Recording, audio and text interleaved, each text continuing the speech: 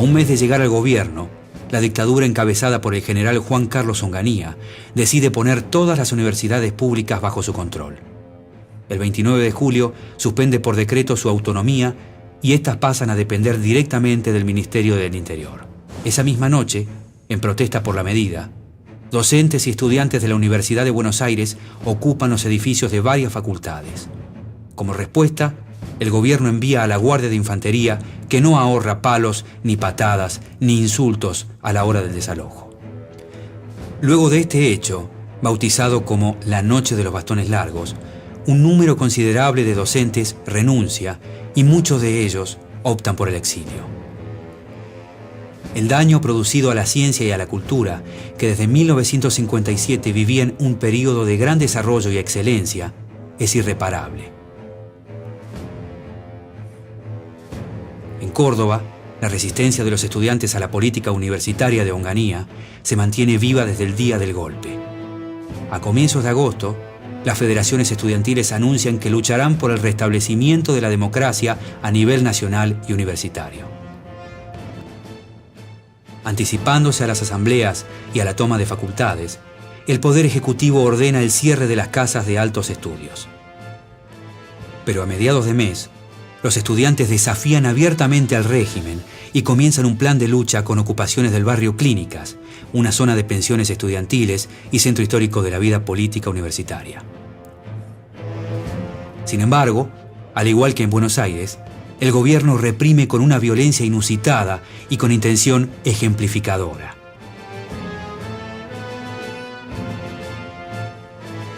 Para Onganía, el activismo estudiantil es un elemento irritante, incompatible con un proyecto que busca instaurar orden y disciplina militar en la sociedad. A pesar de la violencia, las movilizaciones continúan. El 9 de septiembre, durante una manifestación por las calles de la ciudad, el gobierno se cobra su primera víctima. El estudiante y obrero Santiago Pampillón es herido de muerte por la policía.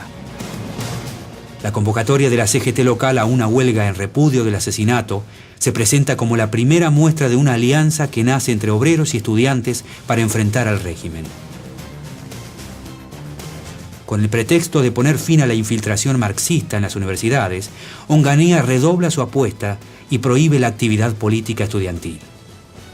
Estas medidas solo logran empujar la militancia a la clandestinidad, situación en la que los estudiantes radicalizan sus posturas. En los 2 años siguientes, el eje de los debates comienza a trasladarse desde los temas reformistas hacia la necesidad de un cambio revolucionario de la sociedad. Para 1968, el movimiento estudiantil radicalizado cordobés es parte de un fenómeno internacional. En Francia, Inglaterra, Italia o Checoslovaquia, los estudiantes son protagonistas de grandes manifestaciones de protesta. La juventud también cuenta con grandes símbolos, como la Revolución Cubana, las guerras de liberación en Vietnam o Argelia, la figura de Perón en el exilio y la lucha del guerrillero argentino Ernesto Che Guevara, cuyo asesinato en la selva boliviana había conmovido profundamente a los universitarios. Ese mismo año, con la creación de la CGT de los argentinos, la Alianza Obrero Estudiantil se fortalece. En Córdoba, por primera vez en muchos años, los estudiantes son recibidos y aceptados en las sedes sindicales. Sus trabajos en la organización de la nueva central ayudan a derribar las barreras existentes entre los jóvenes y los trabajadores. La vía de comunicación es recíproca y reconocidos dirigentes sindicales como Agustín Tosco se vuelven oradores habituales en las reuniones estudiantiles. Bueno, qué interesante esto, ¿no? De los poderes teniéndole mucho miedo a la universidad. Mucho cuidado porque pensaban demasiado, había que controlar, no era un espacio político donde quisieran que se discuta política, y hoy tengo la sensación de que la universidad no tiene como ese peso específico en la vida social de la Argentina, ¿no? Como que me parece que eso que describían ustedes antes, de 2001, donde claramente se vio, hoy parece que la universidad está medio alejada de eso, o los estudiantes universitarios no participan tanto en manifestaciones y demás. ¿Es una sensación mía o es así? Yo creo que los contextos son distintos. Digamos, en el 2001 no se vivió, o en ese proceso no se vivió como dije anteriormente, un régimen dictatorial, una dictadura, pero evidentemente hubo una explosión de toda la trama institucional, que el país estaba prácticamente en el abismo, y es fácil hablar con el diario del lunes, y con todo terminado.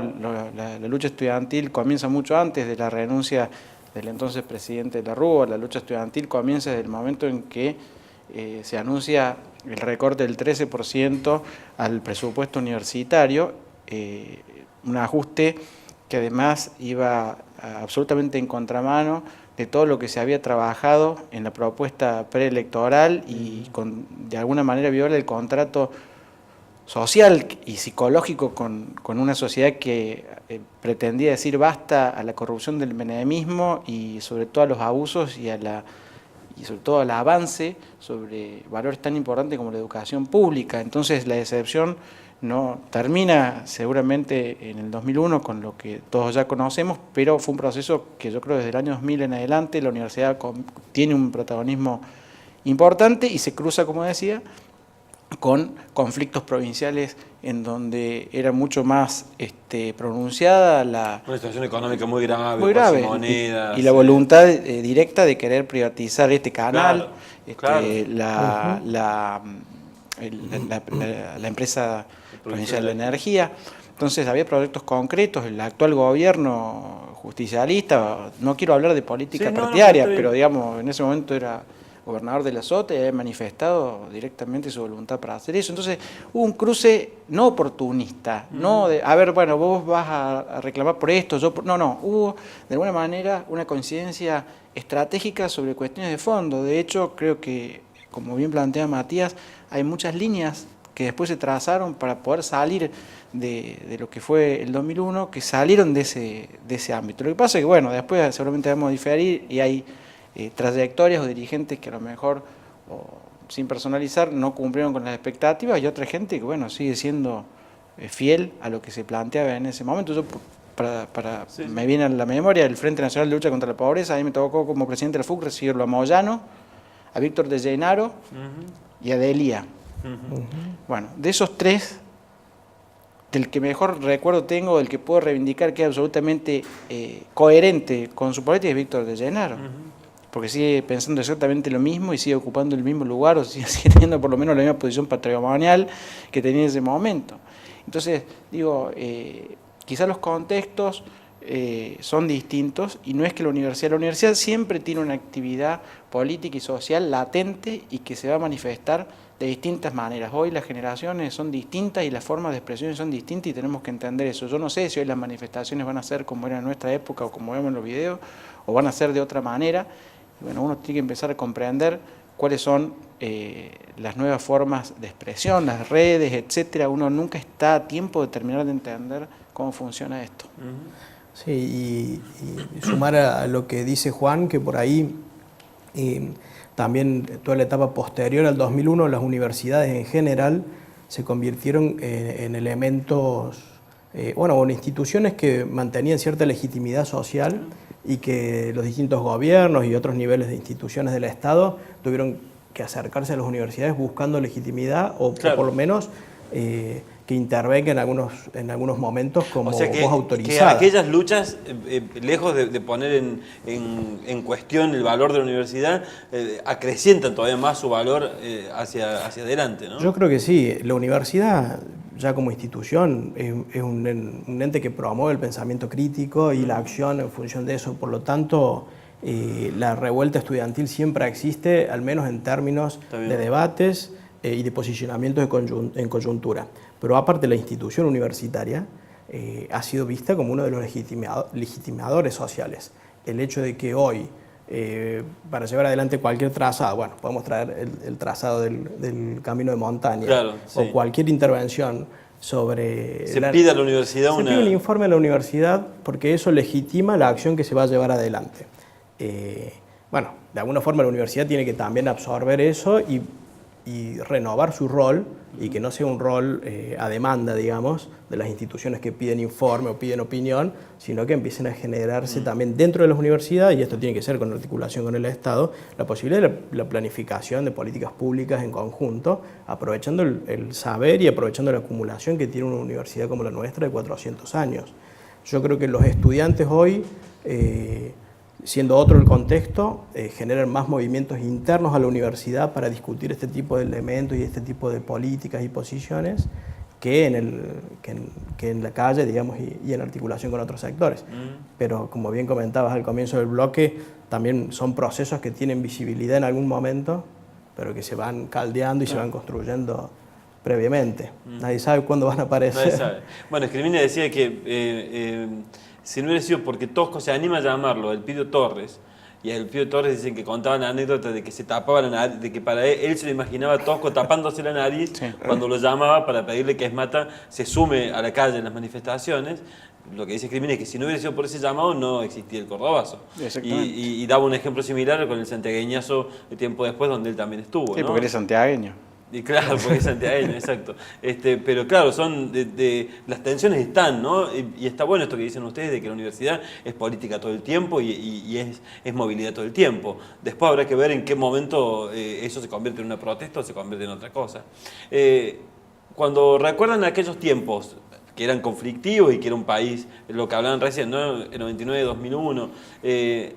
¿Cómo recuerdan eso, ¿no? Haber ocupado ese rol político? ¿Qué sintieron ustedes como estudiantes? Vos subiéndote a un... No es moco de pavo subirte a un escenario con Luis Fuerza. ¿Qué sentías en ese momento? ¿Qué estabas construyendo vos a la hora de educarte también como referente político? Bueno, en términos políticos fue algo que me parece muy valioso porque tuvo después trascendencia. Las generaciones posteriores, y Matías tuvo mucha participación con Conrado y con toda esa gente, siguió, digamos, se generó una multisectorial que fue muy activa. En términos personales fue muy rica la experiencia, incluso profesionales también, porque realmente es una universidad aparte de aprender a conducir.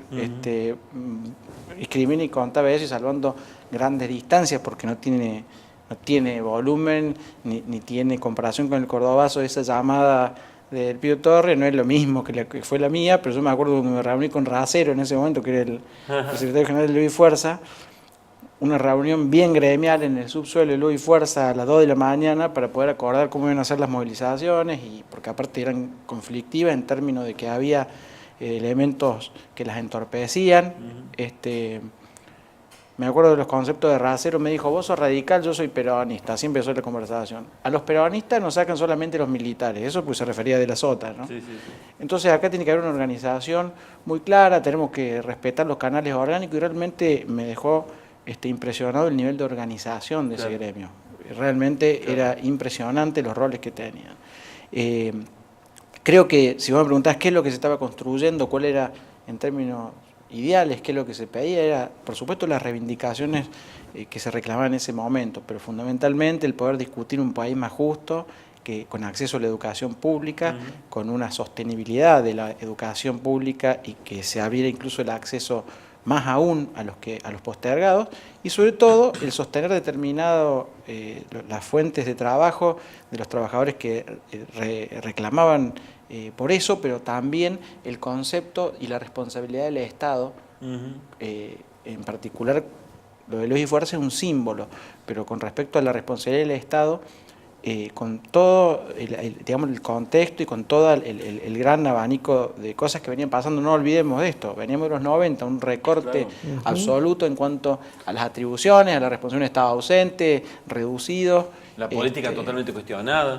La política cuestionada. Yo creo que los gremios de alguna manera, como bien decía Matías, encontraron en los estudiantes una forma de poder canalizar a la sociedad cuál era su reclamo. Yo me acuerdo que entre tantas actividades que teníamos, terminamos en una marcha, por ejemplo, un día en la Facultad de Medicina, solidarizándonos con los problemas que había en el ingreso, y ahí iba gente de la ESMATA. Yo no podía creerlo, digamos, por supuesto el que era decano en ese momento peor, claro, porque tenía toda la facultad llena de gremios, y yo, en ese momento vos me decís cuál era la sensación de mucha, de mucha energía, y también cierto vértigo, porque no sabíamos cómo iba a terminar cada uno de los pasos que dábamos, que se iban multiplicando y haciéndose cada vez mayores. Claro.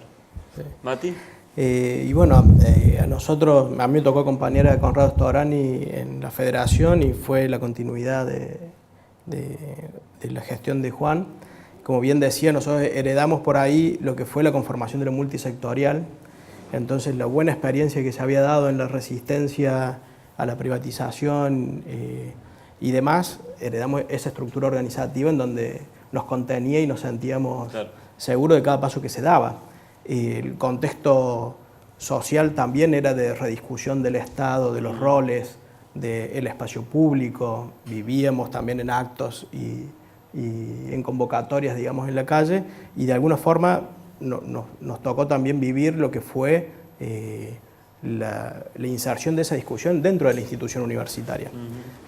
Nos tocó toda la etapa, digamos, de cambio de lógicas y de autoridades y de movimientos internos en la universidad, que llevó también a otra experiencia distinta, como fue la gestión de Carolina Escoto a partir del 2006. O sea, como el movimiento externo también generó movimiento adentro de la universidad, y como otras instituciones se renovaron, se recrearon y se reinventaron.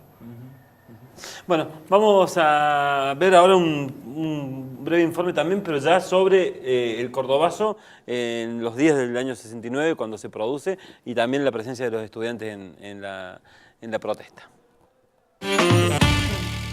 La falta de debate y de disenso y la prohibición de las temáticas modernizadoras hacen descender el nivel de la educación impartida. La mayoría de las autoridades y docentes nombrados por la dictadura pertenecen a sectores reaccionarios ligados a los grupos más conservadores de la Iglesia.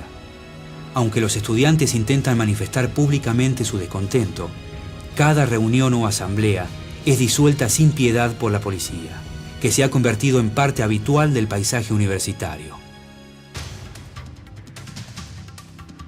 A comienzos de 1969, los signos de malestar por las políticas educativas, sociales y económicas del gobierno comienzan a evidenciarse en actos y manifestaciones que se desencadenan en el interior del país. En mayo, durante una protesta por el cierre del comedor universitario en Corrientes, muere el estudiante Juan José Cabral, víctima de la represión policial. La noticia causa indignación entre los estudiantes y la Federación Universitaria llama inmediatamente a un plan de lucha. En los días siguientes, las asambleas y movilizaciones se multiplican por todas las universidades del país. En la ciudad de Rosario, en una de estas congregaciones, son asesinados por las fuerzas de seguridad los estudiantes Adolfo Bello y Luis Blanco.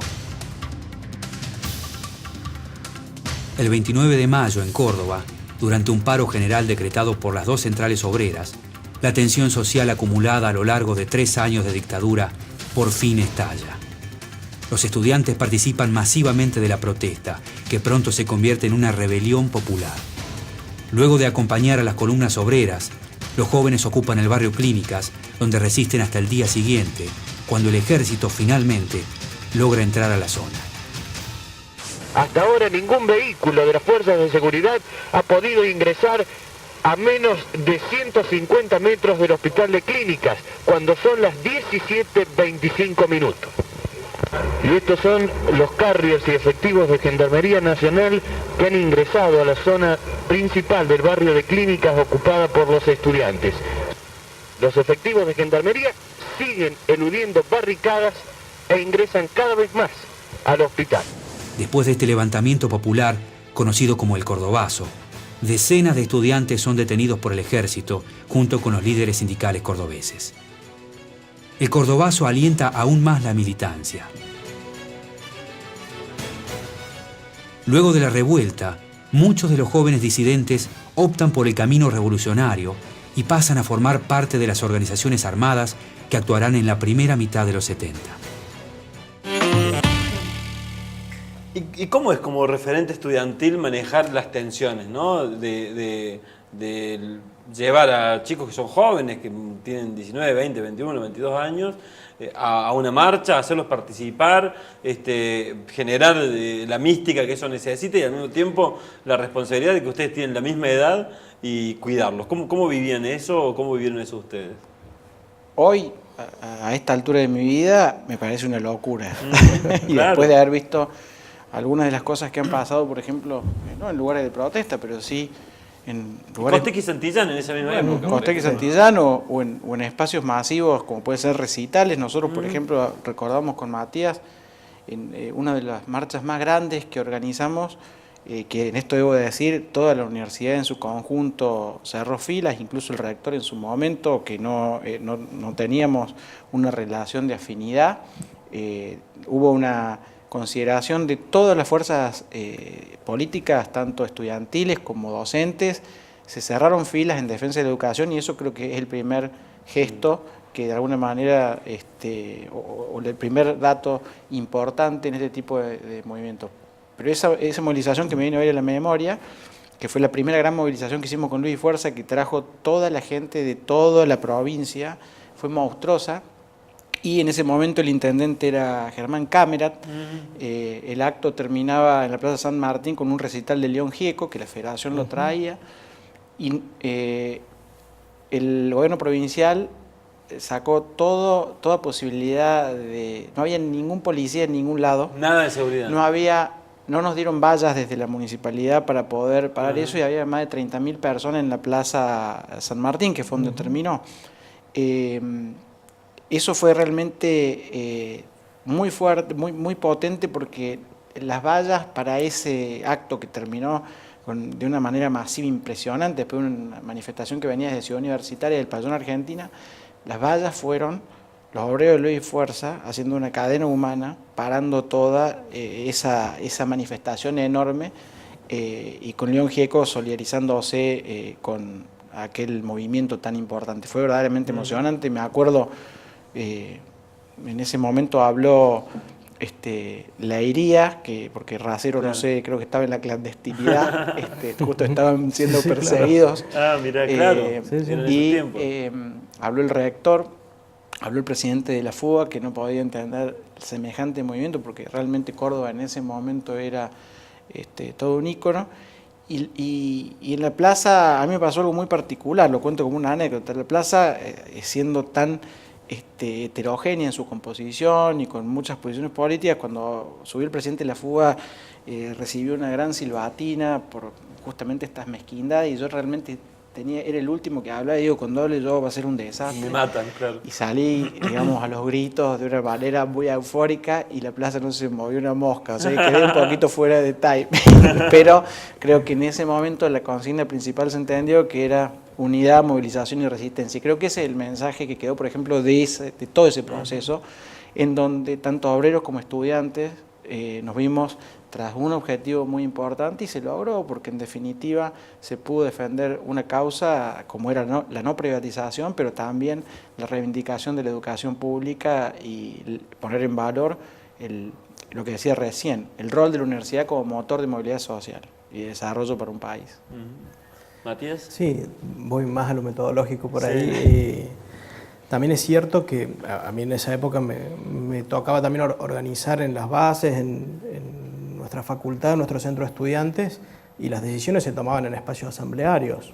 Estaba la propuesta, pero se tomaba en espacio asambleario, por lo tanto los estudiantes que participaban todos tenían responsabilidad y eran conscientes. Sí, eran conscientes de las condiciones en las que se marchaba, y se generaba organización también para llevar adelante la marcha. En esto todas las agrupaciones estudiantiles en conjunto, eso mostraba una madurez importante, y luego coordinar aspectos como el que comentaba recién Juan, de seguridad con los gremios también. Claro.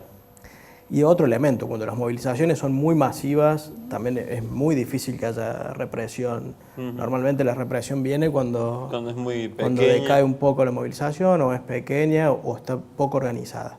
En este caso, en ese periodo, recuerdo, eran cada vez más masivas y no había expectativas de que suceda eso, pero se organizaba, y la discusión permanente ayuda a que todos sean conscientes de eso y también tengan una conducta en una marcha adecuada Claro. a los objetivos que se llevaban, ¿no?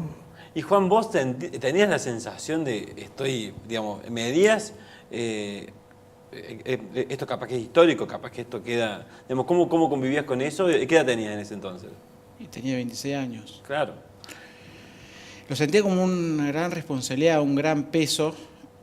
Por supuesto, también, ¿cómo lo voy a negar? Lo disfrutaba si era lo Claro. que uno de alguna manera estaba dispuesto a hacer y era lo que tenía que hacer, pero tenía constantes preocupaciones sobre los posibles problemas que pudiera haber, incluso sobre la integridad física de determinados de los participantes o de lo que fuera. Uno no piensa de manera tan objetiva en ese momento porque está, como bien decía Matías, en el armado, en el consenso.